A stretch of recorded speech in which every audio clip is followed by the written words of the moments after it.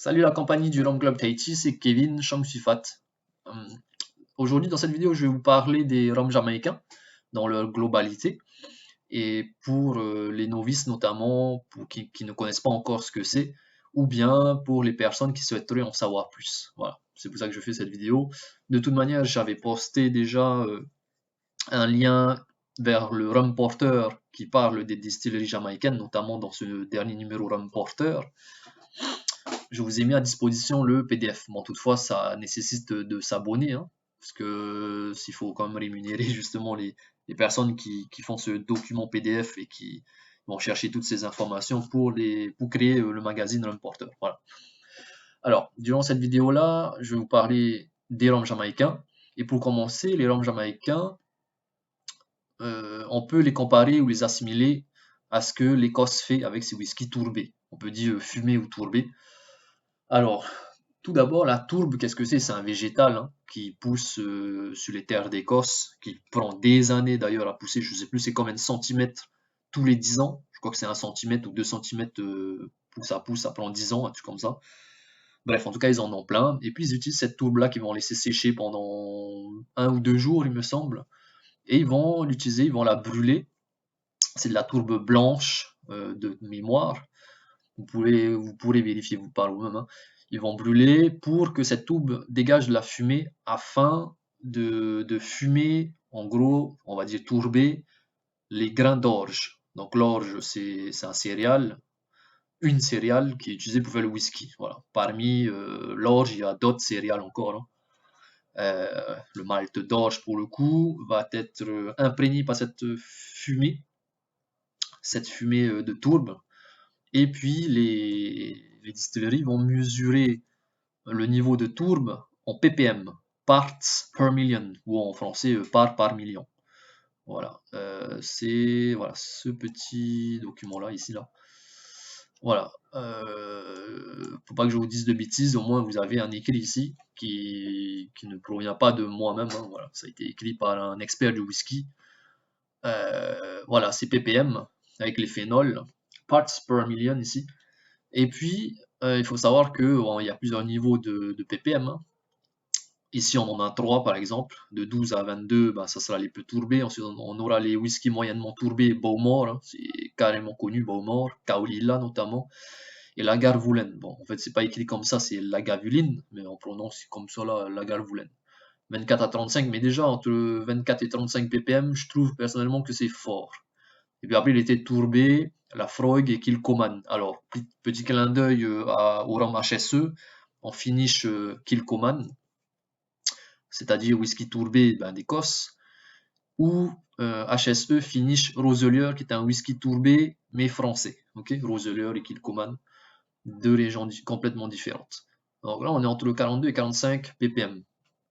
Alors pourquoi je vous parle des ppm? Parce que les rhums jamaïcains, eux, on va plutôt les mesurer en congénère, voire ester, taux d'ester. Et les esters ici, c'est ce qui va relativement nous intéresser dans les rhums jamaïcains. Bon, à savoir que les rhums jamaïcains, les esters, c'est pas ce qui fait qu'ils sont uniques, parce que tout spiritueux, c'est-à-dire tous les spiritueux, whisky, les cognacs à armagnac, tout, en fait, toute eau de vie contient des esters. Maintenant, les esters, c'est quoi? Les esters sont une famille de congénères. Okay, voilà, les congénères sont des molécules aromatiques, on va dire, hein, qui composent une eau de vie. Et il y a plusieurs congénères, dont les esters. Voilà. Alors, les congénères, on aura les aldéhydes, les alcools supérieurs, les acides gras et les esters. Je crois que les esters, ce sont des éléments non-alcool. Voilà, ce sont des éléments non-alcool. Les éléments alcool, ben, alcool supérieur, quoi, hein. Maintenant, les esters, il y en a plusieurs, ok? Plusieurs esters, là. Et notamment, le rhum jamaïcain, quand il est produit, il va contenir ces types d'esters-là, dont l'acétate d'éthyle qui va composer de 90 à 98% du rhum. Ensuite, on aura c'est-à-dire c'est l'acétate d'éthyle, quoi, hein. Ensuite, on aura le butyrate d'éthyle et l'acétate d'isoamyle. On aura le caproate d'éthyle et le lactate d'éthyle. Ensuite, il y en aura d'autres, mais c'est pas ceux qui vont nous intéresser le plus. Ce qui nous intéresse, c'est ces 1, 2, 3, 4, 5 esters de manière plus générale. Alors, l'acétate d'éthyle qui compose 98% du rhum à peu près, ben, il est très léger, très volatile, dans le sens où ça ne sera pas l'ester le plus lourd. Par exemple, Appleton Estate va produire des rhums jamaïcains légers, Appleton Estate, hein, pour ceux qui connaissent.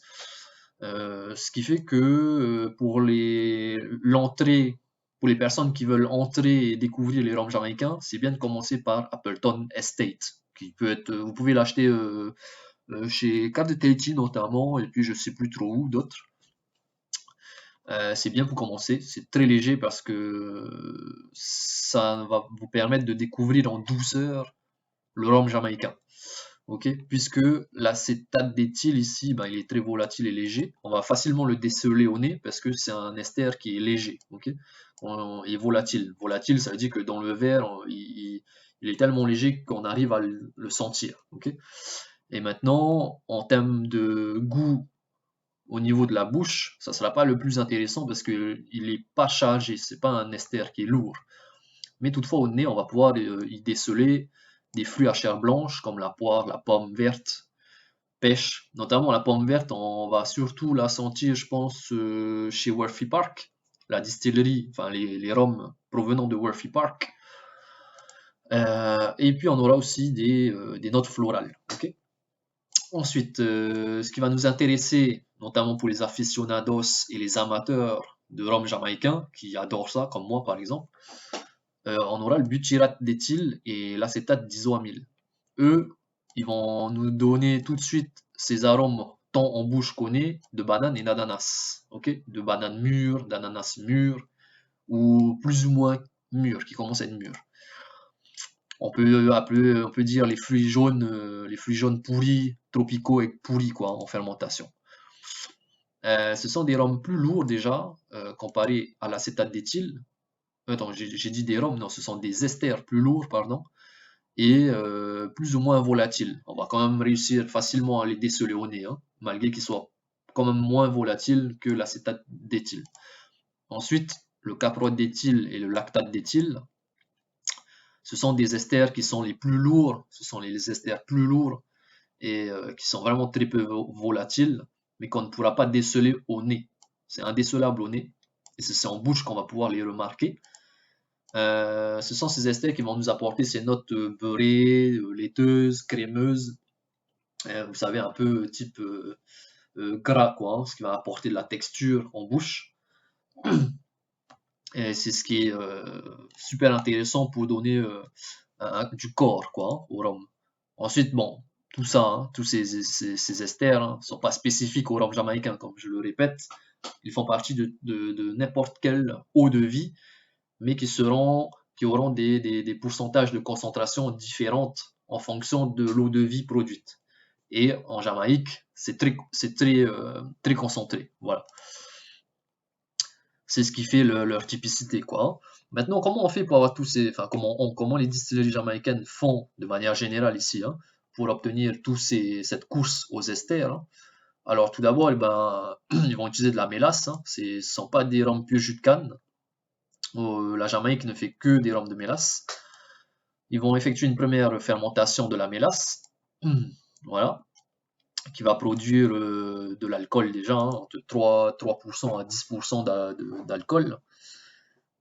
Et puis après, pour rechercher ces esters et augmenter le taux d'ester, donc c'est ce qu'on va appeler ici les high esters, quoi, hein, qu'on peut assimiler au rhum des Antilles françaises, les grands arômes, ou comme à La Réunion ou en Martinique où ils savent faire des grands arômes. Notamment à La Réunion, ça sera la distillerie Savannah, ok, avec les rhums grands arômes de mélasse. Ben, la Jamaïque, c'est pareil. Ben, pour obtenir ces esters, ils vont effectuer une deuxième fermentation qui va être une fermentation acétique. La première fermentation, c'est alcoolique, deuxième acétique. Acétique, il y a acide à l'intérieur. En fait, pour obtenir plus d'esters, ils vont baisser le pH du premier wash, hein, de la première fermentation. Ils vont faire baisser le pH en rajoutant de la vinasse. Alors, on appelle ça la dunder en anglais. La vinasse, ça va être le résidu de la distillation. Ok, ça va être riche en acide. Ils vont rajouter ça dans une cuve de fermentation qu'ils vont soit dans une cuve de fermentation pour garder, ou bien qu'ils vont mettre dans les champs de canne pour nourrir les champs de canne, ou bien rajouter dans une seconde fermentation pour augmenter les taux d'ester. Ensuite, ils vont rajouter aussi du vinaigre de canne, et il y a des distilleries qui vont rajouter jusqu'à, comment dire, on va dire que dans la seconde fermentation, dans la cuve, il peut y avoir à peu près 40% de vinaigre de canne constituant la cuve, quoi. Donc c'est énorme. À quel point ça va abaisser le pH et rendre un peu plus l'environnement acide pour nous booster les levures et obtenir ce développement d'ester, quoi, hein, cette création d'ester. Voilà. Et puis après cette fermentation-là, bon, il faut savoir que les fermentations, s'ils font du high ester, ça peut aller entre 10 à 25 jours hein, de fermentation, presque un mois. Et puis la fermentation, c'est la clé pour avoir ces arômes avant la distillation. D'accord? Et puis après, ils vont distiller ça dans des alambics à repasse. Okay. Alambic à repasse, full cuivre. Hein, c'est des copper pot stills. Surtout en double retort. Ils appellent ça les double retort pot stills. Ce sont des alambics à repasse, quoi, hein, à retort, avec un double retort, pardon. Parce que il y aura la fermentation, il y a la distillation dans le still, hein, enfin l'alambic en cuivre, et puis cet alambic il va être relié à un mini deuxième alambic, ils appellent ça en fait le retort, pour concentrer encore plus les arômes lors de la distillation, quoi. Voilà. Ensuite, pour avoir quelques indices au niveau des distilleries jamaïcaines, par exemple, Appleton Estate, c'est produit par Ray and Newfew. Okay. Et Captain Morgan, hein, les fameux rhums à cocktail, là, Captain Morgan, ben, c'est détenu à 27% par Diageo. Et puis Captain Morgan, qui est vendu en Europe, ben, c'est produit avec des rhums issus de la distillerie Clarendon. Il faut savoir que Clarendon, ben, c'est une distillerie quand même mythique de l'île de la Jamaïque, mais pas plus que Long Pond et Hamden, quoi. Et puis les rhums Captain Morgan destinés au marché jamaïcain directement, c'est produit par J-Ray and Newfew. Ouais, c'est différent, quoi. Hein. Pour le Captain Morgan destiné à l'Europe, au marché européen, c'est produit par Clarendon. Voilà, c'est pour vous donner une idée, pour ceux qui ne connaissent pas ou qui consomment du Captain Morgan, savoir d'où ça vient quand même, Captain Morgan. Il faut savoir que c'est du rhum jamaïcain, mais très léger. On va être très concentré en acétate d'éthyle et vraiment moins en butyrate d'éthyle et tout ce qui s'ensuit. Ça va être vraiment des rhums grand public pour faire du cocktail, etc. quoi.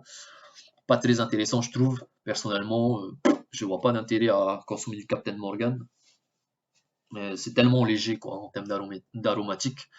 Je vous conseille plutôt de, si vous faites du cocktail, prendre du plantation Xaimaka. Hein. Xaimaka Special Dry 43 degrés. Cave de Tahiti en vend. Ou même d'ailleurs un peu tout le monde maintenant, pavillon des vins.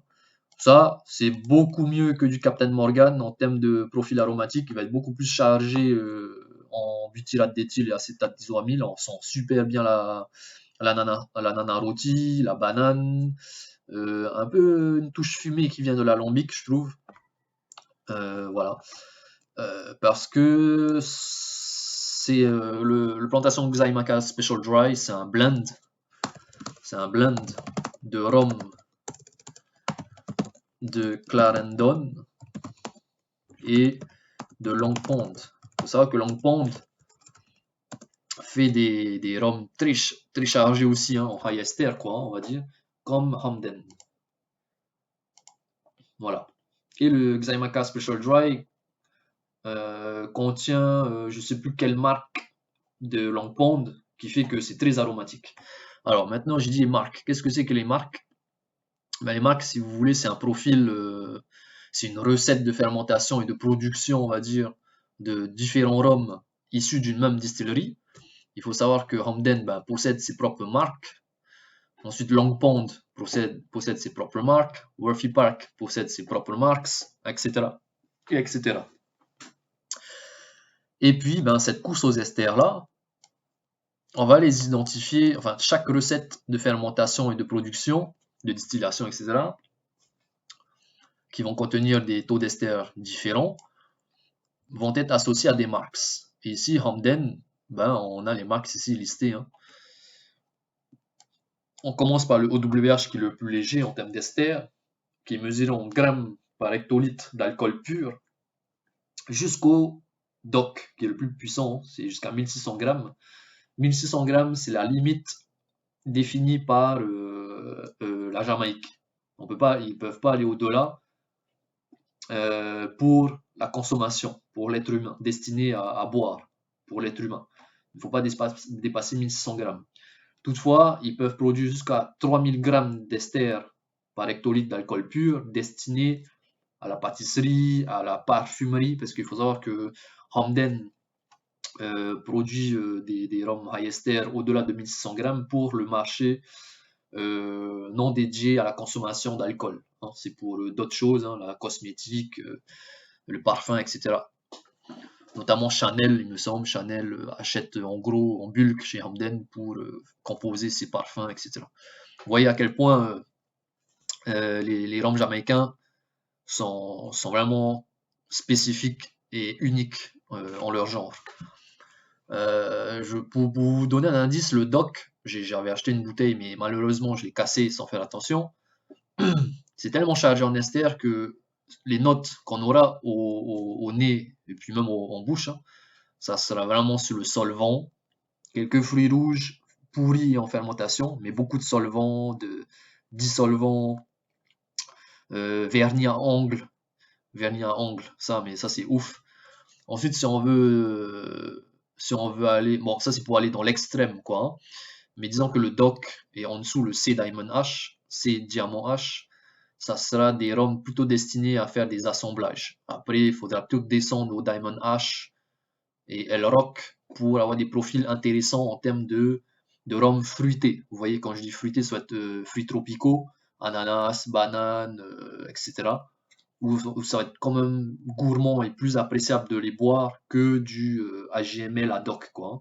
Quand on commence à atteindre les 1000 grammes d'ester, ça commence à être vraiment spécifique et atypique en termes de profil aromatique et de gourmandise.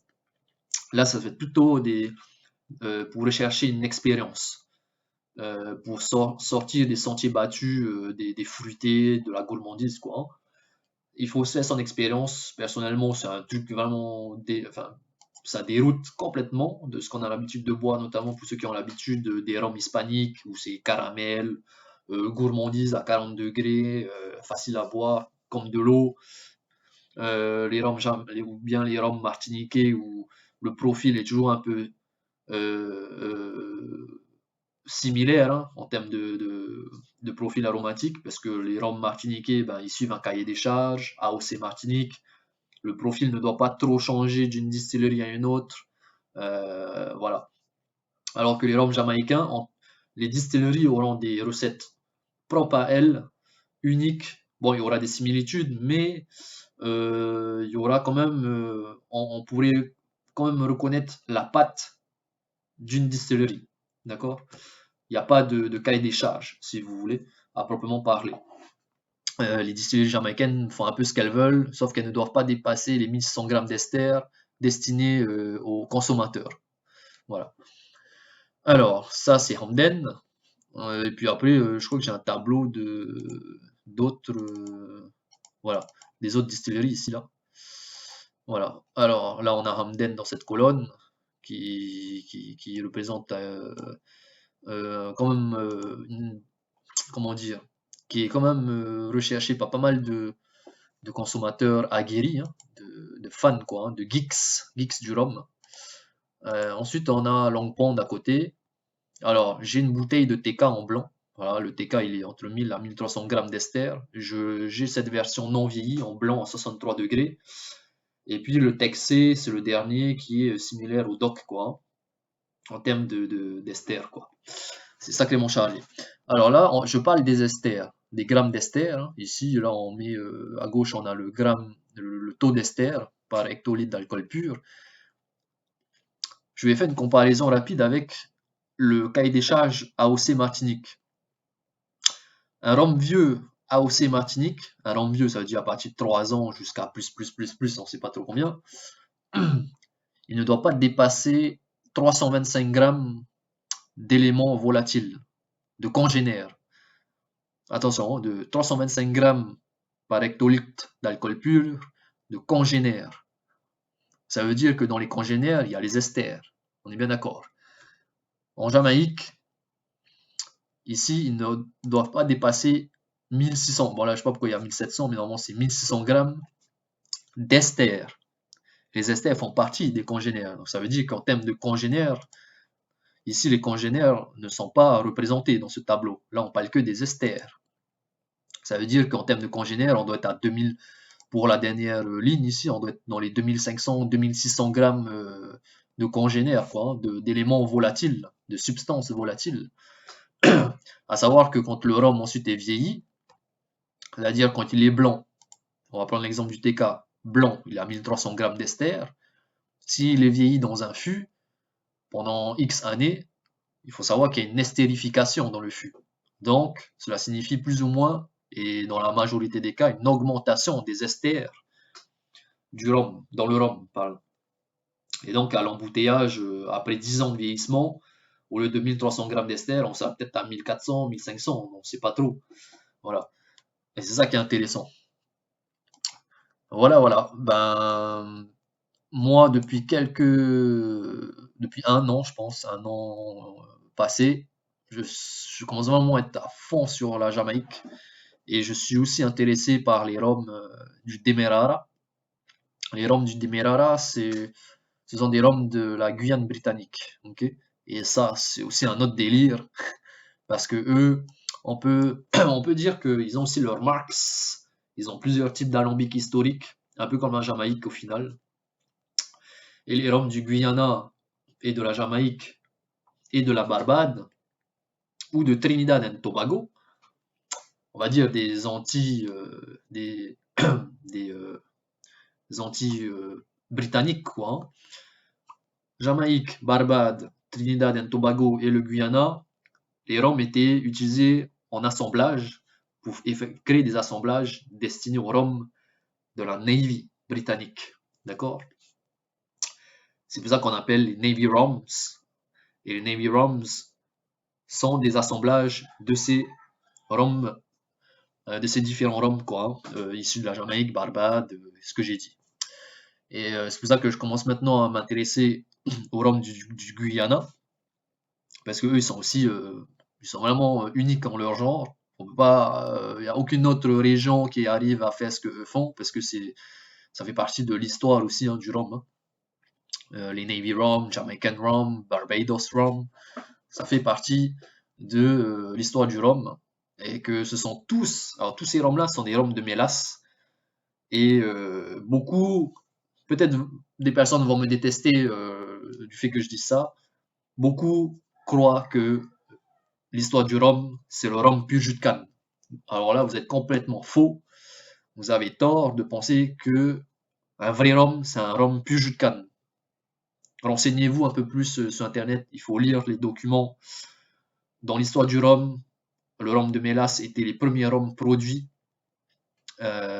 C'était des tafias ou le Kill Devil. Le Kill Devil, c'était l'époque où les esclaves travaillaient.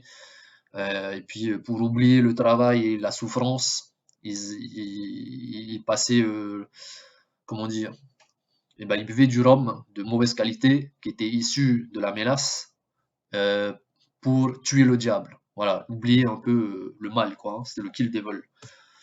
Voilà, voilà. Donc, dans l'histoire du rhum, dans les années 1700 et quelques, je sais pas combien, c'était pas des rhums pur jus de canne. Ok, le rhum pur jus de canne, ça fait quelques années qu'il existe, mais qu'il est bien mis en avant parce qu'il y a eu, il y a l'IGP, il y a l'AOC. C'est un super rhum, c'est excellent, c'est bien fait, c'est fin, Voilà, ça n'a rien à voir, mais il faut pas croire que le vrai rhum, c'est du rhum pur jus de canne. Après, il y aura des débats hein, entre certains puristes du pur jus de canne. Il faut goûter aux mélasses, mais les bonnes mélasses, ok? Captain Morgan, c'est un rhum de mélasse, mais c'est pas un bon rhum de mélasse. Foursquare, rhum de mélasse de la Barbade, c'est un super rhum. Ça, il n'y a rien à dire, c'est excellent. On peut avoir de très bons rhums du Panama, mais non réduits, il faut les boire brut de fût, je pense, c'est mieux. On aura de très bons rhums de mélasse issus du Texas. Oui, parce que le Texas fait aussi du rhum de mélasse. Du rhum australien qui vient de la distillerie Bin Lake. Ben, c'est du rhum de mélasse, mais c'est très bon. Pour ceux qui ne savent pas, ben, Ferroni, le rhum Ferroni Australie, ben, ça vient de cette distillerie Bin Lake. Ben, c'est du rhum de mélasse. Ok. Voilà, voilà. Ben, écoutez, c'était tout pour moi. J'espère que j'ai pu vous apporter certains éclaircissements ou que j'ai pu vous apprendre des choses sur le rhum jamaïcain de manière générale, quoi, hein, sans aller trop dans le détail non plus. Voilà, voilà. C'était tout pour moi et puis je vous remercie et à très bientôt.